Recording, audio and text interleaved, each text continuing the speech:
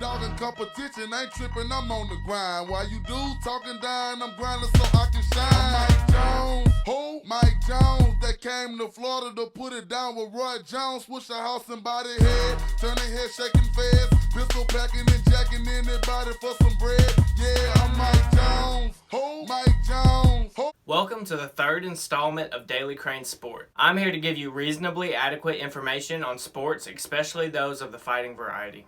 We're going to change up the format a little bit, and I'm going to just give you the major headlines involving the sports that I personally care about. Professional football, professional basketball, mixed martial arts, and I'll combine boxing, kickboxing, and Muay Thai into the last.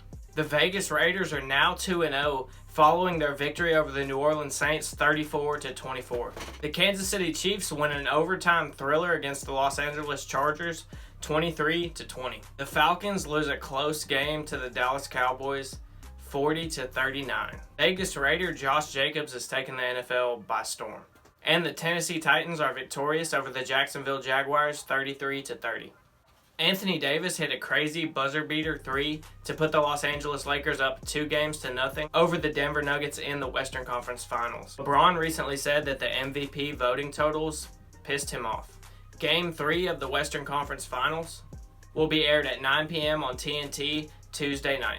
Game 4 of the Eastern Conference Finals will be aired Wednesday at 8:30 on ESPN. Giannis Antetokounmpo, the league's MVP, says that he is very angry and feels like his MVP doesn't count after his recent playoff loss. Khamzat had an unbelievable first round 17-second knockout this past Saturday night.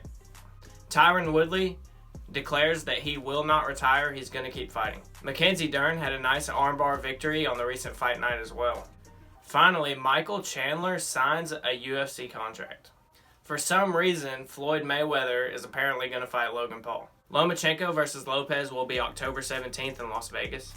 Errol Spence Jr. versus Danny Garcia is scheduled for November 21st at a location that's yet to be determined. Alexander Povetkin versus Dillian White 2 is also scheduled for November 21st. Mike Tyson versus Roy Jones Jr. is scheduled for November 28th in Carson, California. Recent light of rumors of a bout between Floyd Mayweather and Logan Paul. I feel like it's necessary to stress how crazy this is by examining how much of a badass Floyd Mayweather is. Floyd Money Mayweather of Grand Rapids, Michigan now resides in Las Vegas, Nevada. He is truly the most underappreciated gem right in front of our eyes in sports.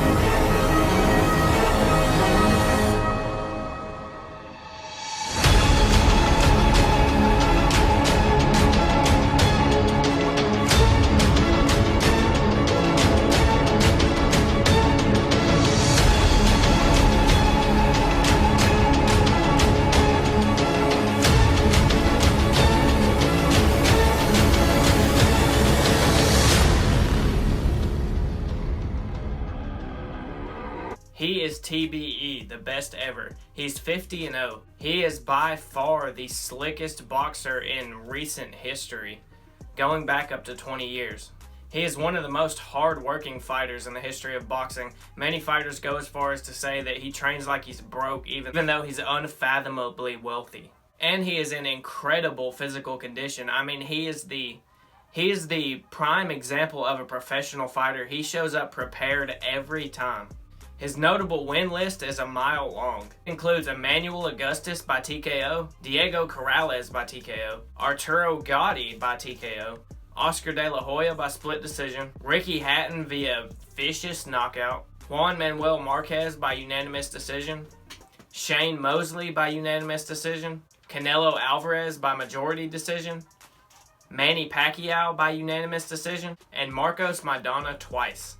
His style just consists of pure technique. He's one of the most well-trained fighters, strikers, whatever you want to say. He's one of the best to ever do it. He throws a lot of purposeful combos with just kind of built-in features Like, when he throws a jab, he's just watching to see how you're going to defend it.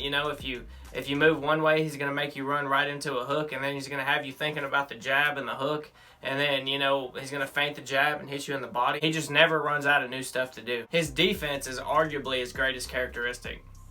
It's borderline impeccable. So fighters just have an unbelievable time hitting anything but his arms and shoulders. His IQ and ring tactics are just second to none. So many quick, little, slick, smart tricks he's able to pull out all throughout the fight. He's able to always stay in control of the fight through his amazing cardio. And his biggest physical attribute has got to be his reflexes. He's able to react and counter faster and more efficiently than anybody I can think of. The reasons I like Floyd Mayweather is, one, because he's just a hard worker. He's such a good example of putting in the work that it takes to reach your goals. He's a flat-out winner. He does everything it takes to make sure his hand is raised. He is a utter genius when it comes to business. He makes so many smart investments, including buying himself out of his own contract to become his own promoter early on in his career, which has just led to unbelievable financial gain. And he's a master of his craft. I respect people who are able to reach a level of complete and total knowledge and skill at whatever they do. He has my utmost respect, to be honest, and he will absolutely kill Logan Paul. Oh my God, why is this even happening? So this is the only elderly super fight that I've ever been legitimately excited for in my life. Iron Mike Tyson versus Roy Jones Jr.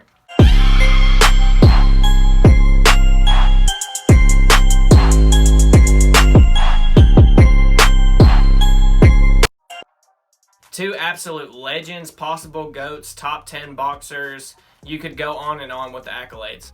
Mike Tyson, textbook definition of a beast. It's borderline frightening to watch him perform when you're a child. Marvis must move or we're going to be out of here very, very quickly. Uppercut, and Marvis is hurt. Razor is down. Watch, look, everything's precise. I watch his hand come up, watch him come down. As soon as he come down, boom! Tyson again, another one of those fresh youngsters, only 19 years of age. Long is 27. Oh, wow. This is as bad as I've ever seen Donnie Long look, but give Tyson credit. That's it. He is a boxer, but gets knocked down with the first left hook he takes. In his brief pro career, hits like a steam hammer. The eyes of the giveaway. Oh, left, the legs have gone. This is all over. His jab is just an awesome weapon. With about 20 seconds to go. Left hook, good night. What a great...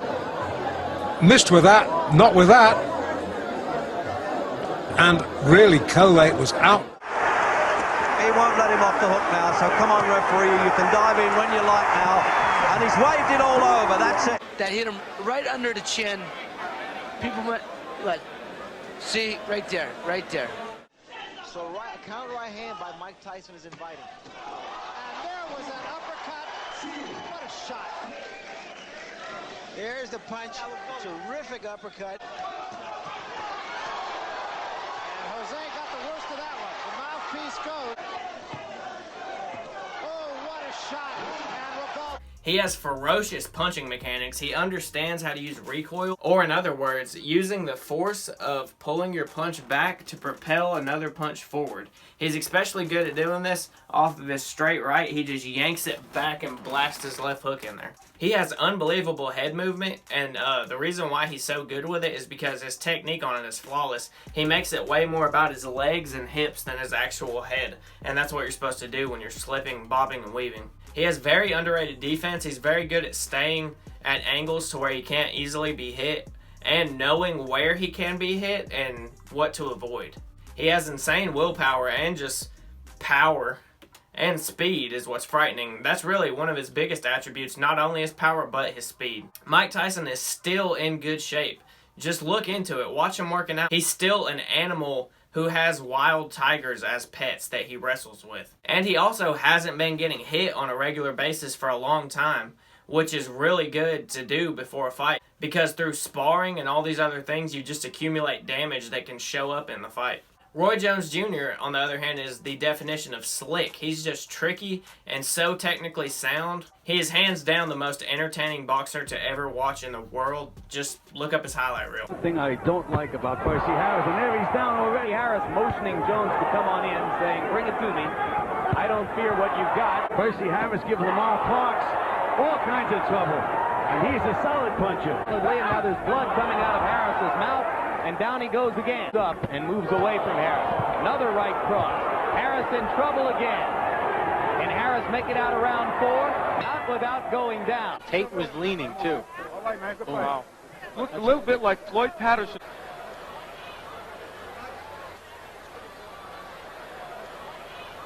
That's it, one punch at a time. Got Brandon wobbled. Here we go. Here we go. His athleticism is unrivaled in almost any sport, let alone boxing. He has the greatest reflexes I've ever seen, probably. He has tremendous skill. Again, he's a world-class top-level boxer. He has great fight IQ. You can really see this when you hear him talk about fights or commentate fights. He also has ridiculous power, not quite Mike Tyson level, but he is considerably faster, at least at a lighter weight class. I don't know about him being a heavyweight also. Roy Jones Jr. has been fighting and has been getting hit, so I feel like that's going to be a big factor in this fight, seriously. When I think about how this fight plays out, I see Mike Tyson slipping punches and landing his own vicious shots. And I just don't think Roy Jones Jr. can take him anymore. His chin has been deteriorated for years. Mike just has that look in his eye again. He looks terrifying. Watch him hit the pads or hit the punching bag recently. It's incredible that a 50-year-old man looks that badass. I'm gonna go with Mike Tyson by vicious knockout, probably anywhere from the 1st to 4th, 5th round. Major MMA news, like really big news. Michael Chandler has signed a UFC contract, which is something that people have been speculating about happening for years, or if it would ever happen. Michael Chandler is 21-5. He's a 3-time Bellator lightweight champ with 3 successful title defenses. Covering up. I think he's going to unload. I think he's going to look for this. Patient thus far. Chandler jumping in. Big right hand. Goes in all sorts of trouble. Chandler's looking to finish, and he does. A lightning strike win for the champion, Michael Chandler, just like that. And once he had him hurt, look at this, flicking that jab out, snapping his head back, and then this beautiful counter right. Look at this. That follow-up, the speed on the follow-up. Heavy-handed, that's the difference in their striking styles. And a huge right by Michael Chandler, and it's over. His style consists of really good American-style wrestling with effective double leg, single leg takedowns. He has very good top control. He's strong on top, and he's strong with his ground and pound. On the feet, he throws explosive right hands you have to be on the lookout for all the time. And he's good at, after he lands one, he's really good at following right back up. He knows immediately when you're hurt, and then he just keeps attacking. When he has you hurt, he's probably going to put you away one way or the other. He can also submit you. He has a pretty good submission game. I saw some kind of stat. The big quality he has going for him is he has championship experience and at least what he believes to be a world-class organization. Bellator, which is a world-class organization, he has fought UFC-level fighters there, probably. He just doesn't all the time, if you know what I mean. His notable wins include Eddie Alvarez in an unbelievably crazy fight, Benson Henderson, and Patricky Pitbull. So this only raises the question, how does he compare against elite lightweights in the UFC? Conor McGregor. So when I think about Michael Chandler fighting Conor McGregor, I don't know. Michael Chandler has been knocked out, stopped, finished before. Conor's one of the most precise strikers ever. He could very, very easily sleep Michael Chandler. I feel like it's a very possible outcome. That being said, Michael Chandler probably hits hard enough to rock Conor McGregor bad, and he could follow up and potentially finish him. He has great power. But still, I would have to go with Conor's stoppage, probably like 2 rounds. Now, him against Justin Gaethje, I feel like this has fight of the millennium type potential. That could really bring some fireworks. I mean, think about it. Gaethje's just an animal that goes forward. Michael Chandler is also game and tough. So that would just be an epic clash. But Justin Gaethje may, just do what he's been doing and stay patient and counter and maybe sleep him. So I would probably go with Gaethje too. I feel like Gaethje would get it done, but I wouldn't guarantee a knockout. I'd say probably decision. And Michael Chandler against Khabib. This has been a big question mark for years. Michael Chandler has been saying he's the guy to beat Khabib for a long time. And when I think about that fight, bro, I don't know, man. I'm just going to have to see you grapple UFC guys because Khabib is light years ahead of even them. I'd probably go with Khabib by smish. Khamzat Chimaev, oh my lord.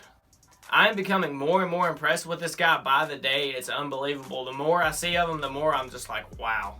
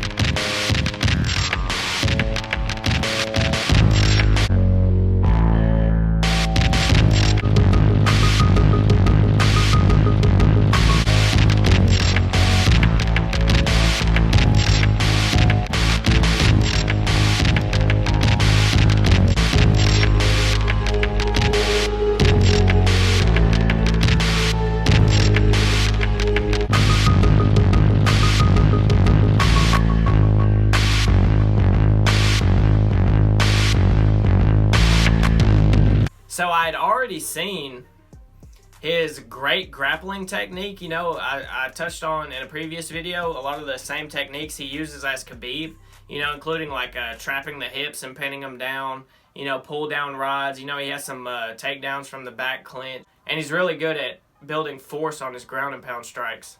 But in his recent fight, watch it somehow. Oh my God. This guy just came out and showed insane knockout power. That punch was so explosive, so fast. Hit Gerald Meerschaert right on the chin, just perfectly, and folded him hard against the cage. It was brutal. A lot of visible force behind that punch and speed. It was scary, to be honest. Khamzat Borshibayev.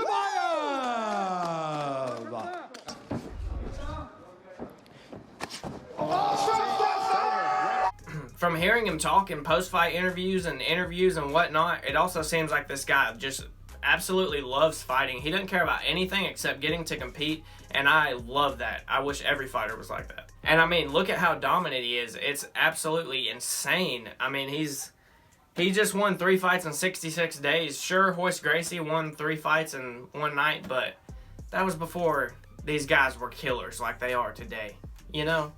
So I have to start thinking to myself, how does he fare against the elite? Right now, I feel like it's a question that you won't know until they fight him, you know? I think it's starting to become one of those questions. How will so-and-so fare against Khamzat? Not how will Khamzat fare against so-and-so. I mean, yeah, we need to see him against more high-level strikers, but from what he's doing already, I mean, you already know he has the strength and power and all the skills, and he can just dominate people with no problem. And I don't care who it is at middleweight or welterweight. If they got hit by that punch, they're getting dropped at the very least. Maybe even knocked out cold. And when you pair that with his grappling, like I've been saying, it's just scary, man. This guy is great. I feel like he's going to go on to do great things. In about 3 or 4 more fights, he's probably going to be champion. I'll just go ahead and say that. He's on the fast track. Dana is going to boost this guy. He loves him. He loves him. Already in interviews, you can see he loves him more than he did Conor, probably. He says he's the most special guy he's ever seen. So this guy is going to have a big future ahead of him. And I personally can't wait to see it. What you got, Khamzat? Just keep showing me, bro. I'm here for it. On that note, thank you guys for watching Daily Crane Sport number trace. I really care about this segment. You know, I'm trying to get better at it. I've been studying sportscasters and things like that. You know, I truly love sports deep in my core, especially fighting, you know, basketball, football. You know, I even love soccer. Hell, I might start touching on soccer a little bit. But anyway, thank you for watching Daily Crane Sport. Do me a favor, like, comment, share, and subscribe. Thank you, and peace.